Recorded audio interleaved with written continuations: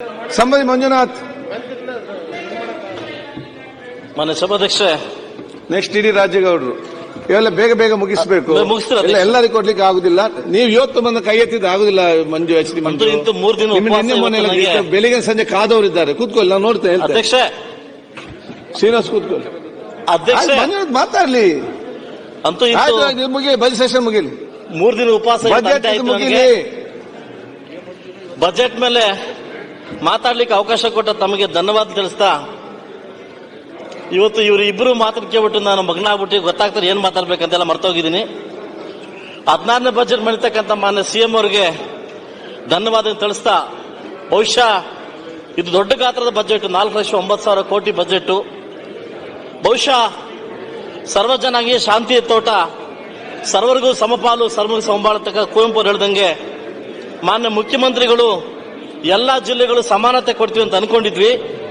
ಬಹುಶಃ ಎಲ್ಲೋ ಒಂದ್ ಕಡೆ ಕೋಲಾರ ಜಿಲ್ಲೆದ ಬಗ್ಗೆ ಅವ್ರಿಗೆ ಇರ್ತಕ್ಕಂಥ ಮನಸ್ತಾಪವನ್ನ ಈ ಬಜೆಟ್ ಮೂಲಕ ಎತ್ತಾಕಿದ್ರು ಅಂತ ಕಾಣ್ತದೆ. ಮಾನ್ಯ ಸಭಾಧ್ಯಕ್ಷರೇ, ಇವತ್ತು ಗಡಿನಾಡು ಪ್ರದೇಶದ ಮುಳುಬಾಗಿಲು ಬಹುಶಃ ಭೂಪಟದಲ್ಲಿ ಇದೆಯೋ ಇಲ್ಲೋ ಅಂತ ಡೌಟ್ ಆಗಿರ್ತಕ್ಕಂಥ ಪ್ರಶ್ನೆ ಉದ್ಭವ ಆಗಿದೆ. 224 ಕ್ಷೇತ್ರದಲ್ಲಿ ನನ್ನ ಕ್ಷೇತ್ರ ಇದೆ ಅನ್ನೋದನ್ನ ಮರೆತು ಇವತ್ತು ನಡೀತಾ ಇದೆ. ಬಹುಶಃ ನನ್ನ ಕ್ಷೇತ್ರದ ಅಹವಾಲುಗಳನ್ನ ಮಾನ್ಯ ಮುಖ್ಯಮಂತ್ರಿಗಳಿಗೆ ಕೊಟ್ಟಿದ್ದೆ ಅಧ್ಯಕ್ಷರೇ. ಇವತ್ತು 2,20,000 ಇರ್ತಕ್ಕಂಥ ಜನಾಂಗದಲ್ಲಿ ಇವತ್ತು ಅರಬ್ ಕಂಟ್ರಿಗಳಿಗೆ ಟೊಮಾಟೊ ಸಪ್ಲೈ ಮಾಡ್ತಕ್ಕಂಥ ನನ್ನ ಒಂದು ಮುಳುಬಾಗಿಲವನ್ನ, ಆಲೂಗಡ್ಡೆ ಸಪ್ಲೈ ಮಾಡ್ತಕ್ಕಂಥ ಮುಳುಬಾಗಿಲವನ್ನ ಇಡೀ ಪ್ರಪಂಚಕ್ಕೆ ಮಿಲ್ಕು ಸಿಲ್ಕು ಅಂಡ್ ಸಪ್ಲೈ ಮಾಡ್ತಕ್ಕಂಥ ಒಂದು ಮುಳುಬಾಗಿಲ ಎಲ್ಲೋ ಒಂದು ಕಡೆ ತಿರಸ್ಕಾರ ಮಾಡಿದ್ರೆ ಅನ್ನೋ ಒಂದು ಭಾವನೆ ಇವತ್ತು ನನಗೆ ತೋರ್ತಾ ಇದೆ. ಬಹುಶಃ ದೇವರ ನಾಡಾಗಿರ್ತಕ್ಕಂಥ ಮುಳುಬಾಗಿಲು ಐತಿಹಾಸಿಕ ಒಂದು ಕುರುಡುಮಲೆ, ಗರುಡ, ವಿರೂಪಾಕ್ಷಿ ಹಾಗೂ ರಾಮಲಿಂಗೇಶ್ವರ ಐದರಾಗಿರ್ತಕ್ಕಂಥ ದರ್ಗಾವನ್ನು ಮರೆತು ಇವತ್ತು ಬಜೆಟ್ ಅಲ್ಲಿ ಶೂನ್ಯ ಒಂದು ಮಟ್ಟಕ್ಕೆ ತೋರ್ತಕ್ಕಂಥ ನೋವು ನನಗೆ ತೋರ್ತಾ ಇದೆ. ನನ್ನ ಒಂದು ಕ್ಷೇತ್ರದಲ್ಲಿ ಇನ್ನು 2,20,000 ಜನ ಇದ್ರೂ ಒಂದು ಕ್ರೀಡಾಂಗಣ ಇಲ್ಲ ಅಂತ ಒಂದು ವಿಪರ್ಯಾಸ. ಬಹುಶಃ ನಾನು ಕೂಡ ಅದನ್ನು ಕೇಳಿದ್ದೆ, ಜಿಲ್ಲಾ ಮಟ್ಟದ ಒಂದು ಕ್ರೀಡಾಂಗಣ ಬೇಕು ಅಂತ ಕೇಳಿದ್ದೆ. ಮನ ಸಚಿವರನ್ನ, ನಾವು ಇಲ್ಲೇ ಇದ್ದಾರೆ ಉಸ್ತುವಾರಿ ಸಚಿವರನ್ನ, ಅವ್ರನ್ನ ಕೂಡ ಕೇಳಿದ್ದೆ. ಎಲ್ಲೋ ಒಂದು ಕಡೆ ಇವತ್ತು ಗಡಿನಾಡು ಭಾಗದಲ್ಲಿ ಒಂದು ಕಡೆ ಆಂಧ್ರ, ಒಂದು ಕಡೆ ತಮಿಳುನಾಡಲ್ಲಿ ಇವತ್ತು ನಮ್ಮ ಬದುಕು ಯಾವ ಮಟ್ಟಕ್ಕಾಗಿದೆ ಅಂತ ಬಹುಶಃ ನಮ್ಮ ಸಚಿವರಿಗೆ ಗೊತ್ತಾಗಿದೆ. ಮನವನ್ನು ನಾವು ಹೇಳಿದ್ವಿ.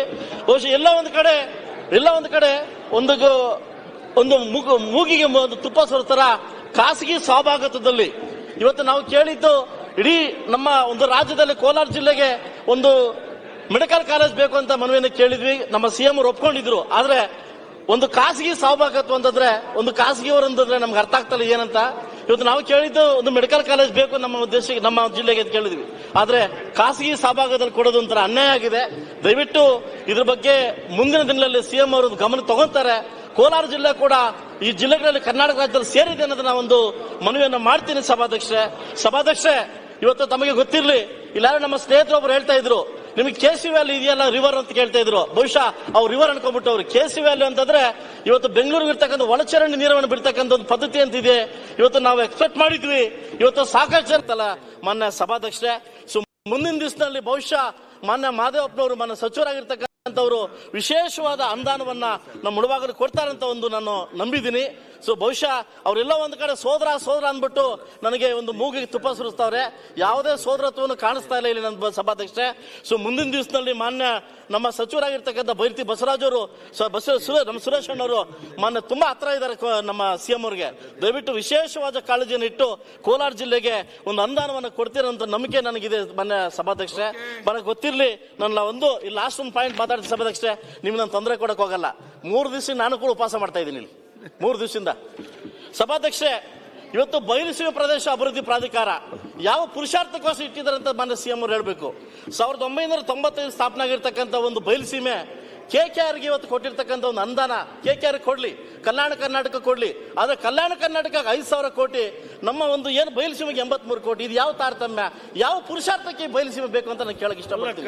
ನನ್ನ ಕ್ಷೇತ್ರಕ್ಕೆ, ಬಯಲುಸೀಮೆ ಕ್ಷೇತ್ರಕ್ಕೆ ವರ್ಷಕ್ಕೆ 35 ಲಕ್ಷ ಕೊಟ್ಟಿದ್ದಾರೆ. ನಾನು ಬಹಿಷ್ಕಾರವನ್ನು ಮಾಡಿದ್ದೀನಿ. ಆ ಒಂದು ಅಮೌಂಟ್ ಅನುದಾನ ಬೇಡ ಅಂತ ಬಹಿಷ್ಕಾರ ಮಾಡಿದ್ದೀನಿ. ಬಹುಶಃ ಮಾನ್ಯ ಸಿಎಂ ಅವರೊಂದು ಮಾತು ಕೇಳ್ತೀನಿ, ಬಹುಶಃ ಅದು ಬೇರೆ ಕಡೆ ಇಟ್ಕೊಂಡ್ಬಿಟ್ಟು ಇದಕ್ಕೊಂದು ಅಧಿಕಾರವನ್ನು ಕೊಟ್ಟು ಅಧ್ಯಕ್ಷ ಮಾಡಿದಿರಿ. ಈ ಯಾವ ಪುರುಷಾರ್ಥಕ್ಕಂತ ಗೊತ್ತಾಗ್ತಾ ಇಲ್ಲ. ಇನ್ನು ಕಲ್ಯಾಣ ಕರ್ನಾಟಕಕ್ಕೆ ಇನ್ನೂ ಹೆಚ್ಚಿನ ಅಭಿವೃದ್ಧಿ ಕೊಡ್ಲಿ ಅಂತ ಕೋರ್ಕೊಂತೀನಿ. ಆದ್ರೆ ಅದೇ ರೀತಿಯಲ್ಲಿ ಒಂದು 10% ಆದ್ರೂ ಕೂಡ ಒಂದು ಬಯಲುಸೀಮೆ ಕೊಟ್ಟು ಬಯಲುಸೀಮೆ ಪ್ರದೇಶವನ್ನು ಅಭಿವೃದ್ಧಿ ಮಾಡ್ಬೇಕಂತ ನಾನು ಕೇಳ್ಕೊತೀನಿ. ಬಯಲುಸೀಮೆ ಬಗ್ಗೆ ಅಲ್ಲ, ನಾನು ಕಂಪ್ಯಾರಿಸನ್ ಬೇಕಾದ್ರೆ ಕೇಳು. ಕಲ್ಯಾಣ ಕರ್ನಾಟಕಕ್ಕೆ ಇನ್ನೂ ಹೆಚ್ಚಿನ ಅನುದಾನ ಕೊಡಿ ಅಂತ ಕೇಳ್ತಾ ಇದ್ದೀನಿ.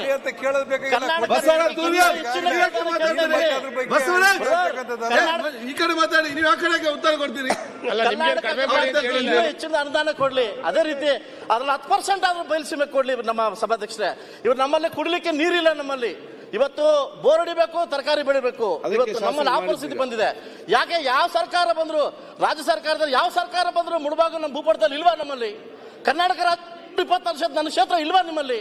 ಯಾಕೆ ನಮ್ಮನ್ನು ಅಷ್ಟೊಂದು ತಾರತಮ್ಯ ಮಾಡ್ತಾ ಇದ್ದೀರಿ? ಖಂಡಿತವಾಗ್ಲೂ ಯಾವ್ದೇ ಸರ್ಕಾರ ಬರಲಿ, ರಾಜ್ಯ ಸರ್ಕಾರ ಯಾವ್ದೇ ಸರ್ಕಾರ ಬರಲಿ, ನಮ್ಮನ್ನ ಶೂನ್ಯತೆ ನೋಡ್ತಾ ಇದಾರೆ, ನಮ್ಮನ್ನ ಮಲ್ತಾಯಿ ಮಕ್ಕಳನ್ನ ನೋಡ್ತಾ ಇದಾರೆ. ಬಹುಶಃ ಮುಂದಿನ ದಿವಸ ಇದೇ ರೀತಿ ಆದ್ರೆ ನಮ್ಮ ಹೋರಾಟ ಬೇರೆ. ನಮ್ಮಲ್ಲಿ ಕುಡಿಲಿಕ್ಕೆ ನೀರಿಲ್ಲ, ನಮ್ಮಲ್ಲಿ ಕುಡಿಲಿಕ್ಕೆ ನೀರಿಲ್ಲ. ದಯವಿಟ್ಟು ನಾವೆಲ್ಲ ವಲಸೆ ಹೋಗ್ತಾ ಇದೀವಿ. ದಯವಿಟ್ಟು ಮುಂದಿನ ದಿವಸ ಹೆಚ್ಚಿನ ಒಂದು ತಾರತಮ್ಯ ಕೊಡದೆ ಕಲ್ಯಾಣ ಕರ್ನಾಟಕಕ್ಕೆ ದಯವಿಟ್ಟು ಹೆಚ್ಚು ಅಭಿವೃದ್ಧಿ ಕೊಡ್ಲಿ. ನಾನು ಅದ್ರ ಆಫ್ಷೇಟ್ ಮಾಡ್ತಾ ಇಲ್ಲ. ಆದ್ರೆ ಬಯಲುಸೀಮೆ ಬರೀ ವರ್ಷಕ್ಕೆ 35 ಲಕ್ಷ ಕೊಡ್ತಾ ಬ್ರದರ್. ಅರ್ಥ ಮಾಡ್ಕೊಳ್ಳಿ. 35 ಲಕ್ಷ ಯಾವ ಕೇರಿಗೆ ಏನ್ ಮಾಡ್ತಾರೆ ಎತ್ಕೊಂಡು ಹೇಳ್ತಾ ದಯವಿಟ್ಟು ಸಭಾಧ್ಯಕ್ಷೆ, ಕೋಲಾರ ಜಿಲ್ಲೆ ಕೂಡ ನಮ್ಮ ಡಿವಿಜಿ ಹುಟ್ಟಿರ್ತಕ್ಕಂಥ ನಾಡು, ಮೊನ್ನೆ ಸೌಂದರ್ಯ ಹುಟ್ಟಿರ್ತಕ್ಕಂಥ ನಾಡು. ನಾವು ಕೂಡ 60 ಕಿಲೋಮೀಟರ್ ಬೆಂಗಳೂರಿಗೆ ಇದೀವಿ, ಆದ್ರೆ ಅಭಿವೃದ್ಧಿಯಲ್ಲಿ ಶೂನ್ಯ ಆಗಿದ್ದೀವಿ. ಮುಂದಿನ ದಿವಸ 4 ಜನ ಕಾಂಗ್ರೆಸ್ ಶಾಸಕರು ಇದ್ದಾರೆ ಇಲ್ಲಿ. ಬಟ್ ಆದ್ರೆ ಈ ಒಂದು ಇದರಲ್ಲಿ ಬರೀ ಸಹಕಾರ ಸಹಭಾಗತ್ವ. ನಮ್ಮ ಕೋಲಾರದಲ್ಲಿ ಪಟಾಕಿ ಹಚ್ಬಿಟ್ರು, ಸ್ಪೀಡ್ ಹಚ್ಬಿಟ್ರು, ಏನೋ ಬಂದ್ಬಿಟ್ಟು ಅದು ಗೊತ್ತಿಲ್ಲ. ಖಾಸಗಿ ಸಹಭಾಗತ್ವ ಇದು ಬಹುಶಃ ಮುಂದಿನ ದಿವಸದಲ್ಲಿ ಸರ್ಕಾರ ಎಚ್ಚೆತ್ಕೊಂಡು ನಮಗೆ ಅಭಿವೃದ್ಧಿ ಮಾಡಿಕೊಡ್ತಾರೆ. ಕೋಲಾರ ಜಿಲ್ಲೆ ಬಗ್ಗೆ ವಿಶೇಷವಾಗಿ ಮಾಡ್ತಾರೆ.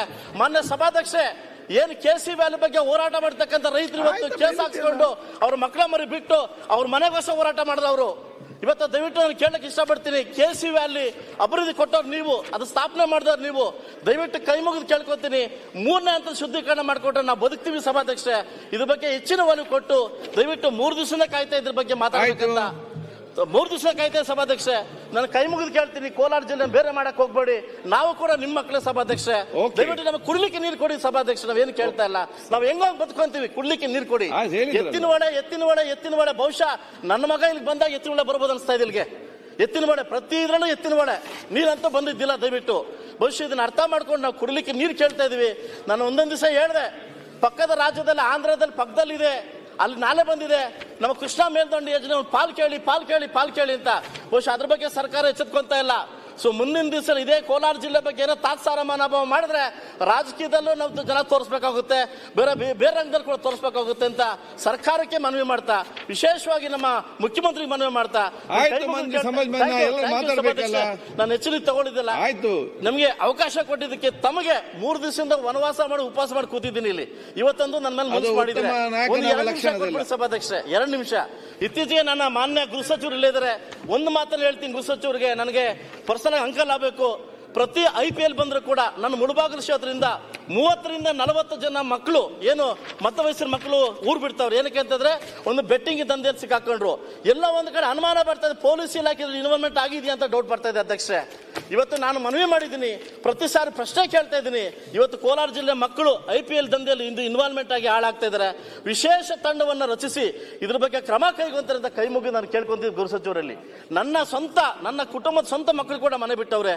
ದಯವಿಟ್ಟು ಇದ್ರ ಬಗ್ಗೆ ವಿಶೇಷವಾಗಿ ಗಮನ ಇರಲಿ ಅಂತ ನಾನು ಮಾನ್ಯ ಗೃಹ ಸಚಿವರಲ್ಲಿ ಕೇಳ್ಕೊಳ್ಳೋಕೆ ಇಷ್ಟಪಡ್ತೀನಿ. ಸಚಿವರೇ, ನಾನು ಅವಕಾಶ ಕೊಟ್ಟಿದ್ದಕ್ಕೆ ನಮಗೆ ಧನ್ಯವಾದ ಹೇಳ್ತಾ ಮಾತು ಮುಗಿಸ್ತೀನಿ.